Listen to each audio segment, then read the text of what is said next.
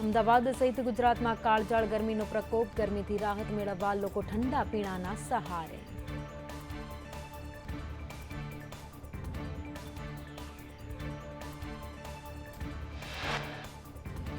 રાજ્યમાં આગામી 24 કલાકમાં હવામાનમાં પલટો આવવાની અંબાલાલ પટેલની આગાહી. બનાસકાંઠા, મહેસાણા, પાટણ અને કચ્છમાં આંધી વંટોળ સાથે છાંટા પડી શકે.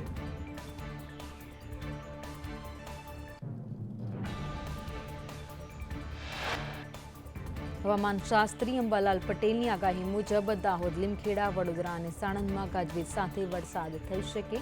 હળવદ, સુરેન્દ્રનગરમાં છાંટા અને પવન સાથે આંધી આવવાની શક્યતા.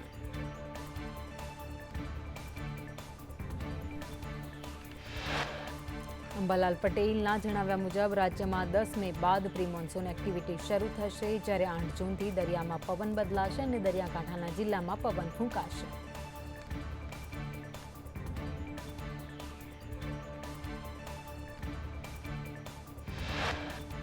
રાજ્યમાં ફરી 26 એપ્રિલથી ગરમીમાં વધારો થઈ જશે, જેમાં મહત્તમ તાપમાન 45 ડિગ્રીથી વધુ થઈ શકે, જ્યારે 17 એપ્રિલથી 20 એપ્રિલ બાદ હવામાનમાં પલટો આવશે.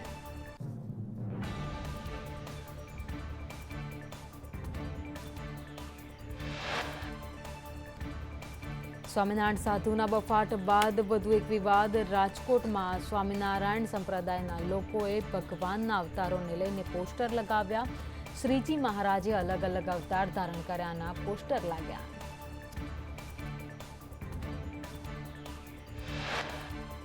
શ્રી કૃષ્ણથી લઈ પ્રદ્યુમન, નારદથી લઈ સુખદેવજીના અવતારો હોવાનો પોસ્ટરમાં ઉલ્લેખ કરાયો.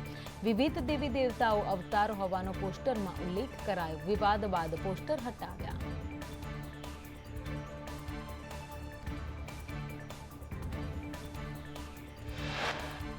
બાર કાઉન્સિલ ઓફ ગુજરાતની જનરલ બોર્ડની મળી બેઠક. વન નેશન વન ઇલેક્શનને સમર્થન આપતો ઠરાવ બોર્ડ મિટિંગમાં કરવામાં આવ્યો.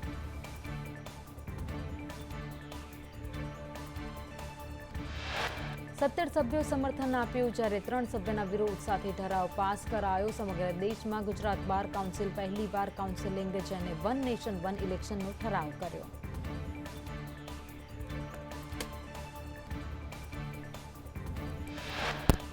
ગાંધીનગરમાં મુખ્યમંત્રી ભૂપેન્દ્ર પટેલના હસ્તે હોમિયોપેથિક કન્વેન્શનનો પ્રારંભ કરાયો.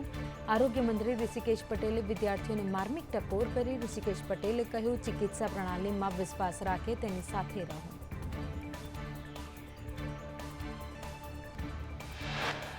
વડોદરામાં શિક્ષણ સમિતિની શાળાઓનું લોકાર્પણ અને ખાતમુહૂર્તનો કાર્યક્રમ. રાજ્યના શિક્ષણ મંત્રી કુબેર ડિંડોરના હસ્તે શાળાઓનું લોકાર્પણ કરાયું.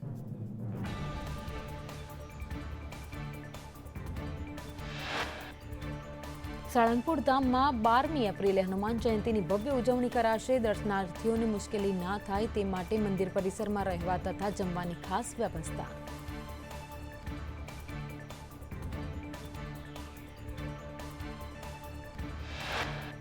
ગીર પંથકની જળબંબાકાર જેવી પરિસ્થિતિને લઈને ખેડૂતો પરેશાન. સમસ્યાનો ઉકેલ ન આવતા ખેડૂતોએ અર્ધનગ્ન હાલતમાં વિરોધ પ્રદર્શન કર્યું.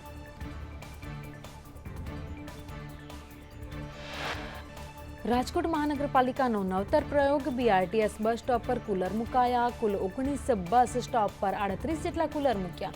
કુલર મુકાતા મુસાફરોને ઠંડક મળશે.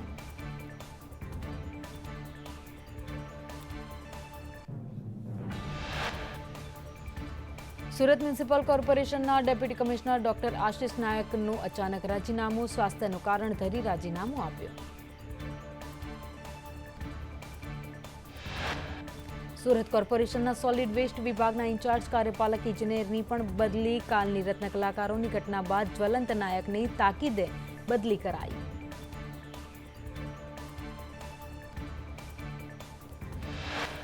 વિરમગામમાં સિંચાઈનું પાણી ન મળતા ખેડૂતો ચિંતામાં મુકાઈ ગયા છે. ખેડૂતોએ કેનાલમાં ઉતરી પાણી આપવાની માંગ સાથે વિરોધ કર્યો.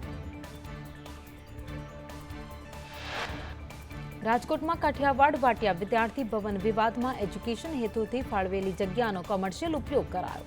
સરકારી ભવને એજ્યુકેશન હેતુથી જગ્યા ફાળવી હતી. અમદાવાદના સેટેલાઇટમાં આનંદ નિકેતન સ્કૂલને નોટિસ. જાહેર રજાના દિવસે સ્કૂલ ચાલુ રાખતા ડીઓએ નોટિસ આપી. 1 દિવસમાં ખુલાસો કરવા આદેશ.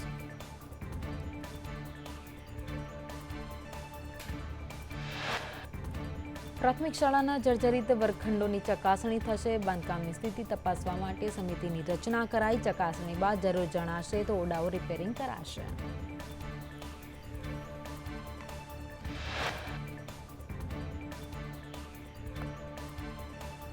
સુરતમાં રત્ન કલાકારોના વેતન વધારાની માંગ વચ્ચે ભાવમાં ઘટાડો કરતા રોષ ફેલાયો છે. ઝીણા હીરાના વેતન રૂપિયા ઘટાડી 18થી ઘટાડીને હવે 12 કર્યા તો પ્રતિ હીરાની કામગીરીમાં રૂપિયા 6 જેટલો ઘટાડો. ભાવમાં અચાનક ઘટાડો કરતા રત્ન કલાકારોમાં રોષ. રત્ન કલાકારો કામથી અળગા રહીને વિરોધ કર્યો. રત્ન કલાકારે કહ્યું કે પહેલા 30-35 હજારનું કામ થતું, હવે જે કામ છે તે 15 હજારમાં જ થઈ જશે.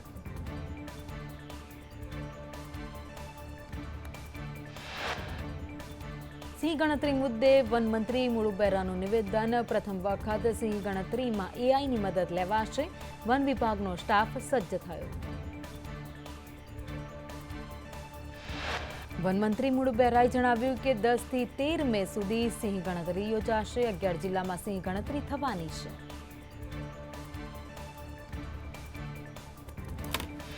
સાંસદ મનસુખ વસાવાના ચૈતર વસાવા પર પ્રહાર કરતા કહ્યું કે ડેડિયાપાડાના ધારાસભ્ય ભાજપની યોજનાથી કુદાકૂદ કરે છે.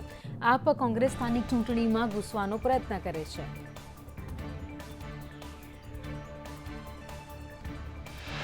મનસુખ વસાવાએ કહ્યું, ભાજપને કોંગ્રેસ કે ચૈતર વસાવાનો ડર નથી. વકફ બોર્ડ પર કોંગ્રેસનું સામ્રાજ્ય હતું. ટ્રાઇબલ યુનિવર્સિટીમાં નીચેનું તંત્ર યોગ્ય નથી. તે માટે મંત્રી કુબેર ડિંડોરનું ધ્યાન દોર્યું છે.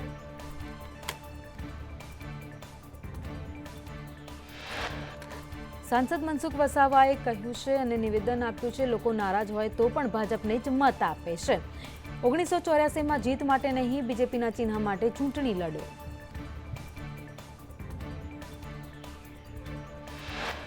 જામનગરની ધ્રોલ નગરપાલિકા ફરી વિવાદમાં આવી. મહિલા કોર્પોરેટરના પતિએ પોતે કોર્પોરેટર હોવાનું પોસ્ટર લગાવ્યું હતું અને વાયરલ કર્યું હતું. વોર્ડ 1ના કોર્પોરેટર મંજુબેન વરુના પતિનું પોસ્ટર વાયરલ. અગાઉ ઉપપ્રમુખના પતિના ફોટો વાયરલ થયા હતા. પતિ વહીવટ કરતા હોવાના ફોટો વાયરલ થયા હતા. ધ્રોલ શહેર ભાજપ પ્રમુખ ઢાંક પીછોડું કરી રહ્યા છે.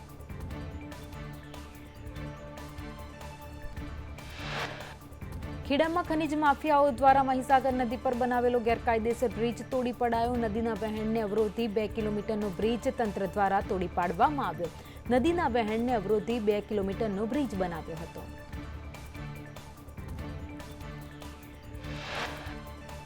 છોટાઉદેપુરના નસવાડીમાં હાઇડ્રો પ્રોજેક્ટનો વિરોધ કરવામાં આવ્યો. ડુંગર વિસ્તારના 10 ગામોમાં પ્રોજેક્ટનો વિરોધ કરાયો. છેલ્લા 1 મહિનાથી સર્વેને લઈ વિવાદ ચાલી રહ્યો છે.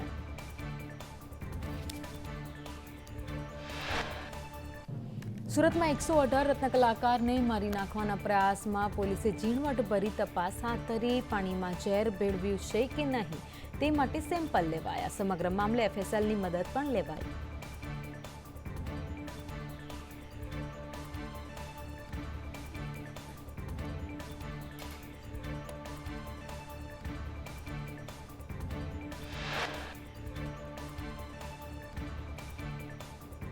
સુરતમાં રત્ન કલાકારને મારી નાખવાના પ્રયાસમાં પોલીસે તપાસ કરતા ખુલાસો થયો કે થોડા દિવસ અગાઉ 2 રત્ન કલાકાર વચ્ચે ઝઘડો થયો હતો.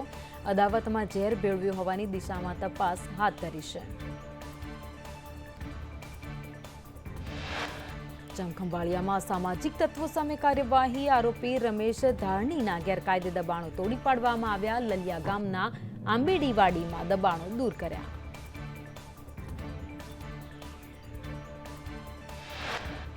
ગણદેવીમાં ખાપરવાડા ગામે હનુમાનજી મંદિરની પ્રાણ પ્રતિષ્ઠા. હનુમાન મંદિરની પ્રાણ પ્રતિષ્ઠામાં કપિરાજ પહોંચ્યા.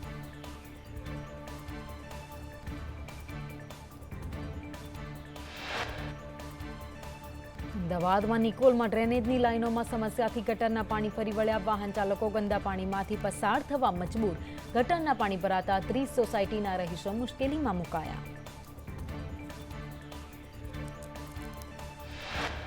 અમદાવાદના નિકોલમાં ગટરના પાણી ભરાવાના મુદ્દે એએમસી વોટર સપ્લાય કમિટીના ચેરમેનનો ખુલાસો. ઓઢવના પમ્પિંગ સ્ટેશનની રાઇઝિંગ લાઇન નબળી પડી ગઈ છે.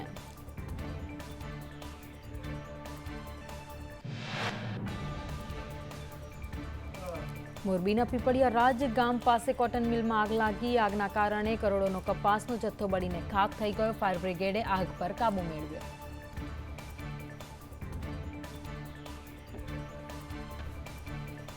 ફરાર આરોપીઓ સામે ગાંધીનગર પોલીસે ડ્રાઈવ યોજી. ગાંધીનગર એલસીબીએ નાસ્તા ફરતા આરોપીઓને ઝડપી પાડ્યા. 24 વર્ષીય ફરાર આરોપી બબલુ સદરાને ઝડપી પાડ્યો. ઠગાઈના 2 અલગ અલગ કેસમાં ફરાર 2 આરોપી ઝડપાયા.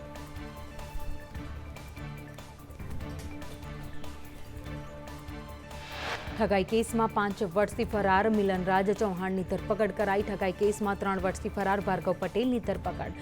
ત્રણેય આરોપીઓની મહારાષ્ટ્રથી ધરપકડ કરાઈ.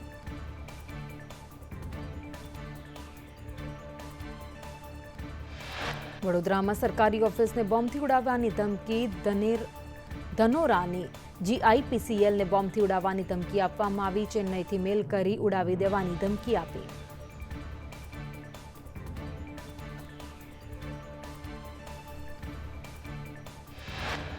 ચેન્નઈથી શ્રીનિવાસનના નામે ધમકી આપવામાં આવી. બોમ્બ સ્ક્વોડ, ડોગ સ્ક્વોડ દ્વારા તપાસ હાથ ધરાઈ. મેલ કરનાર આઈપી એડ્રેસની તપાસ શરૂ કરાઈ. રાજ્યમાં મણિપુર નાગાલેન્ડના બોગસ હથિયાર લાયસન્સ કૌભાંડ કેસમાં ખુલાસો. એટીએસે વધુ 16 હથિયાર ધારકોની ધરપકડ કરી. અમદાવાદ, સુરત, બોટાદ, સુરેન્દ્રનગરના હથિયાર ધારકોની ધરપકડ.